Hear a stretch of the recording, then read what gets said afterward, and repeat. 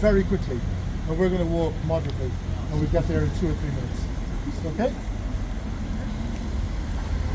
But there was a sort of a right angle here, and the door I think was considered. I think that would have been the approximate entrance to the So we're at the heart of the administrative heart of Castlebar for all of the 19th century, a little bit more perhaps even of the 18th century, and even into the 20th century before independence. Now what I want to do is I just want to orientate you and put you a little bit of context around all of this. And we're going to start with the red building there behind you. So that red building was the location of Castlebar prison in the period 1788 up to 1835, and that was without doubt one of the most notorious prisons in Ireland. We'll come back to it. The corner where you can see the stop sign, that is where those sentenced to transportation in the late 18th and early 19th century were lined up in chains before they went on their journey. We'll talk about that separately. The next building along is the courthouse. Now, as you know, I mentioned down there the courthouse in the 1780s was located at Ellison Street where we just left. In 1806, Dennis Brown gets some money together. He gets the money from the illicit distillation or illegal distilling of poteen and whiskey was really big business in Mayo, and there were heavy fines by revenue for that, for doing that. What Brown did was he kept back some of the money from that, and he had a courthouse built here in 1806. It's undergone significant transformation in the interim, and I would imagine it looks very little like what's there now. That transformation with the Doric columns arrives probably in the 1860s. We move to the corner, you can't really see it through the trees, where the garbage station now is. That was the cavalry barracks. We move around to where the purple tree is there, and you can see a grey building behind it. That was Mayo County Infirmary, the hospital, and that has a very dark connection with that building there. So the infirmary opened, I think, around the 1760s. When individuals were hanged here on the green, and there were many, if they were guilty of treason or murder, then the law dictated one of two things: that their remains be hanged in chains, that is, put into cage-like structure and hung from a tree. And we have some examples of that here in Castlebar. But more often than not, the other practice was followed, that their bodies were taken over to the infirmary and dissected. And after dissection, they were taken over to the prison and buried in the prison yard. And we have a good number of accounts of that. We're moving around. Behind the trees we have Christchurch, the Anglican church. That church was built in the late 1820s, despite what others suggest that it's there since 1739. It is not. The 1729 church was replaced in the mid to late 1820s by Christchurch. We're zooming around a bit further, and behind you we have John Wesley's Methodist Chapel, built in 1785, one of the oldest and one of the most important buildings in Castlebar, along with Christchurch. And then finally behind you, in a state of utter and disgraceful dilapidation, we have the Imperial Hotel. Without doubt, politically, the most important building in the history of this town. We've had Daniel O'Connell, we have the Fenians, we have the Young Irelanders, we have Michael Davitt, we have the Land League being founded there, and so on and so forth. John O'Connor, Power MP, all the land wars, everything through that building, now lying in a state of ruin. And then finally we get to the subject of the reason for being here, the prison. Now, like down on Ellison Street, you need to obliterate that structure from your mind, but keep two aspects of it. Firstly, the railing, and secondly, the fact that it is stepped back. So, this prison was under construction in 1786, and we know that because George Robert Fitzgerald came down the laneway and he arrives here on the 12th of June 1786. And I want to read an account from his trial. If you just take a moment. At 6 o'clock, Mr. Fitzgerald was brought out of the jail. He obtained permission of the sheriff to walk and come along a by-lane and not up the public street to the place of execution. He was preceded by a hangman who wore a large mask. He walked very fast and arrived at the scaffolding. And when he arrived at the scaffolding, he asked if that was the place. Now, I think those words are really important. Fitzgerald didn't know where he was going to be hanged. And when he arrives here, the building is under construction, there's a scaffold around it, and against the scaffold, they put a ladder.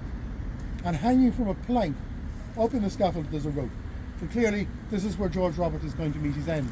But he seems not to have known that. Now, on the other side of Castlebar, there's a place called Gallows Hill. And I would imagine that was the place, so undoubtedly was the place where executions took place before the 1780s, but not for George Robert Fitzgerald. So, shortly before Fitzgerald arrives here, Breathnach and Fulton, they're hanged on the green. The cart that they're in is pulled along by the scaffold, ropes are put on their necks, the cart is pulled forward, and both men die. Now, Fulton was a very young man, and he was very agitated and very nervous, and was talking to the clergy, all other things before he dies.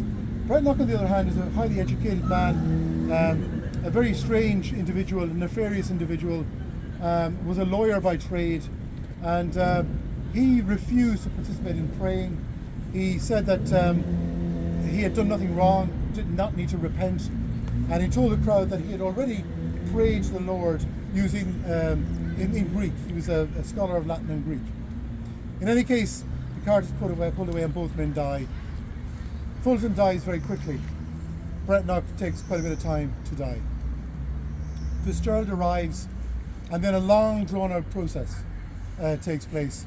Fitzgerald walks up to the gallows, he opens his necktie, takes off his cravat, takes off his hat, and he climbs the ladder with his hat in hand, and looks down at the crowd, says a few prayers with the Reverend Henry and another clergyman, and then unexpectedly, and to the shock of everyone present, he jumps off the ladder. So he didn't require the assistance of the hangman, and he falls. But he jumps so quickly, the rope snaps, and it comes down very heavily on his shoulder. He jumps up and declares that, "I'm free. I've been hung. You can't hang me for a second time." Dennis Brown, who's the sheriff and who is not a fan of Fitzgerald, says not while there's another rope in Mayo. So a second rope is sent for, and that takes a bit of time. The evening is pushing on. The rope arrives, and by this stage, all the bravado was gone out of Fitzgerald. He was subdued. You could tell that he was terrified, that he was worried. He takes off his hat, reluctantly goes up the ladder with the rope around his neck, and he says that when he's done, he'll throw his hat down as a sign that he's ready to go.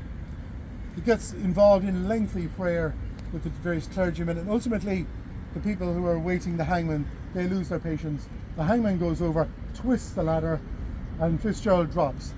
But unfortunately for Fitzgerald, the rope is too long.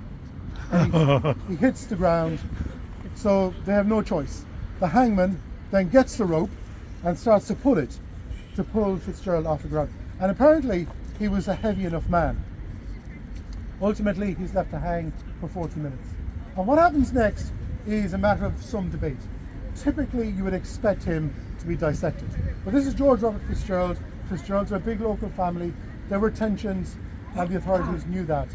And my understanding, and the versions I believe, is that he was respectfully taken down and given to his family and taken to Turla and buried the following day.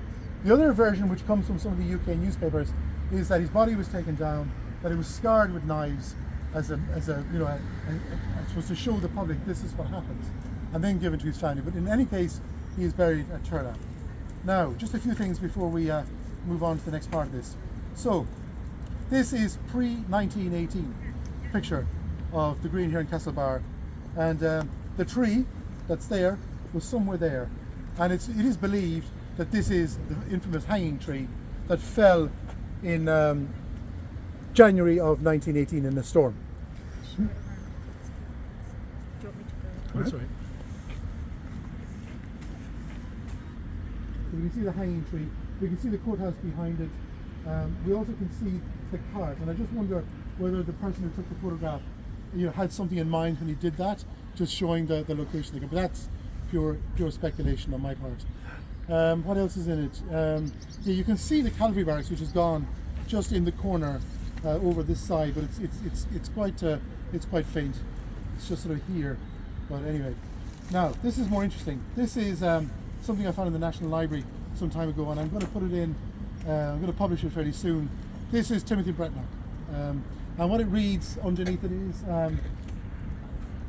Timothy Bretnock, confidential friend of George Fitzgerald.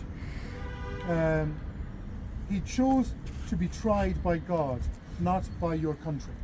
So that was his statement in court at his trial down at the courthouse down on Ellison Street. So that's Mr. Timothy Bretnock. Now, I've not actually seen that picture until fairly recently. Now, his client, George Robert Fitzgerald. So you can see and I'll just read what's on it. An exact portrait of George Robert Fitzgerald Esquire, the dress in which he chose to be executed, and so on. So, he looks pretty shabby, and that is the hat. And that was published, I think, in August of 1786. So, it's a good chance that it is, pretty accurate in what he looked like. Now, you could talk all day about this guy because there's a whole other aspect to his life that we might talk about on another occasion. His exploits as a duelist. He was very, very successful. Now, the next one now. That was built between 1786 and 1788, and it was a county prison for Mayo from 1788 to 1935. There is a considerable body of information on that prison in the records. It was subject to an inspection every year, and we have all of those inspection reports. There is a vast amount of information, and I've put as much of it as I possibly can in the book that I've published on it, we'll talk about later on. So what do we know about it? So we know when it was built. We know that it was a single structure, much like what's there at the moment. We know that it was stepped back from the street. There was a space in front of it, as there is now. We know there was a railing.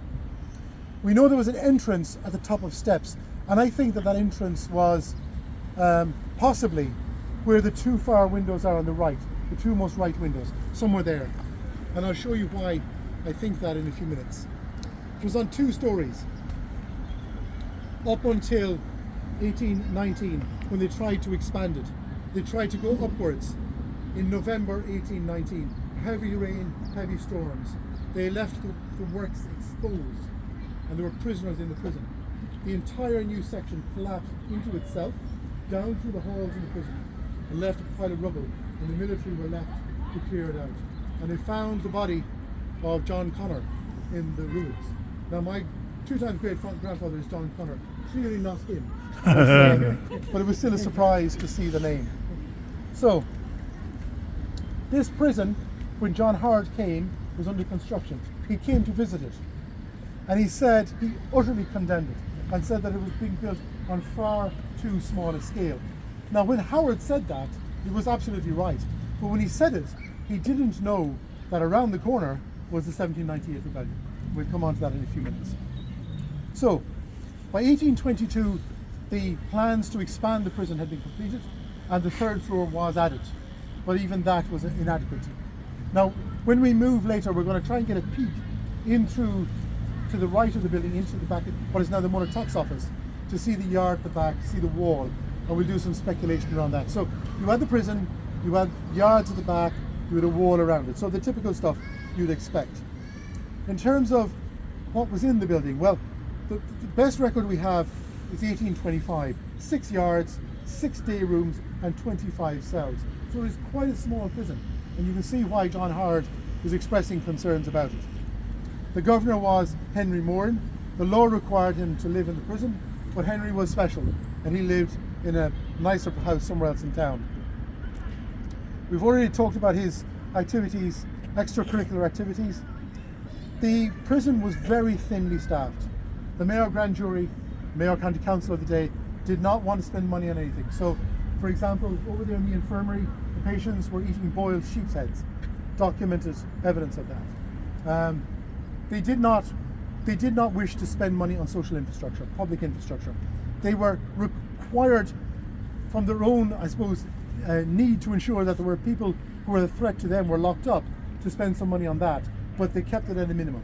So you would have the governor, you might have a couple of turnkeys or jailers, and at night everybody would lock in their cells and the turnkey would be there on his own. And because there was so few staff, the government were continuously having to give soldiers to guard the prison. And the government resented this, and the inspectors of prisons resented this, and they wanted that to change. They wanted the prison to be self-sustaining in all respects, including security, not dependent on the military. But there was another reason why they didn't want the military. That prison was probably the easiest prison in Ireland to escape from. It was an absolute sieve, and every year there were details of prisoners getting out of there, and very few of them were captured. On one notorious event in the late 1820s, a group of men came together and plotted to kill the turnkey. They had keys, they had a rope made from bed linen, and they captured him on his own, and they were attempting to strangle him. He was saved by other prisoners, and the men did not escape. In 1834, Thomas Moorhan and Peter Welsh, they were hanged over there for rape. In the weeks leading up to their trial, a major escape attempt was plotted within the prison, where a significant number of prisoners had planned to escape. But somebody among them spotted one of the prison guards spotted something unusual. Then they started putting prisoners in their cells, pulling them out, giving them some rough treatment, and eventually someone talked. So the escape attempt was discovered, and the men were hanged. But that was unusual. The military were easy to buy.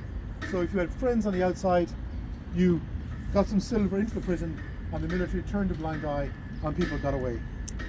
So within the prison there was no classification in the early years. They tried to impose classification later on, and really classification was required by law, but it depended on the size of the prison. So you had to keep men and women apart. You had to keep adults and children apart. You had to keep serious criminals away from not so serious criminals, and debtors away from all of them. And the debtors' prison was in the front of the building, and they had a view of the Mall. But when it became really crowded, you just couldn't achieve any of that. So we get to 1798, and the prison becomes the centre of the putting down of the rebellion in Mayo. Very, very important role in the 1798 rebellion. The French come, they liberate the prisoners from the prison. The prisoners have a choice. They can stay in the prison, or they can join the ranks of the rebels. And many joined the ranks of the rebels. Many of them are subsequently captured and put back into the prison. When the French leave, they release the members of the government forces that in there, which is somewhat unusual. And one of the people they release is the Reverend Dr. Thomas Ellison. And Ellison plays an important role in the putting down of the rebellion in the days that follow. When the British take back control of the prison, they use it to keep rebels and their leaders that they've captured. The military put a provost marshal into the prison, a man by the name of William Clavrock, and he's there for several years. And Henry Moran is pushed aside. And we have here a list of the prisoners in that prison. And this is a really unusual and important document. On the 27th of February 1799, there are 73 prisoners, and it gives their names, it gives the crime that they're in prison for, and in most cases it's rebellion. They give the name of the person who put them in there, and it gives an indication of what their future is. And on the list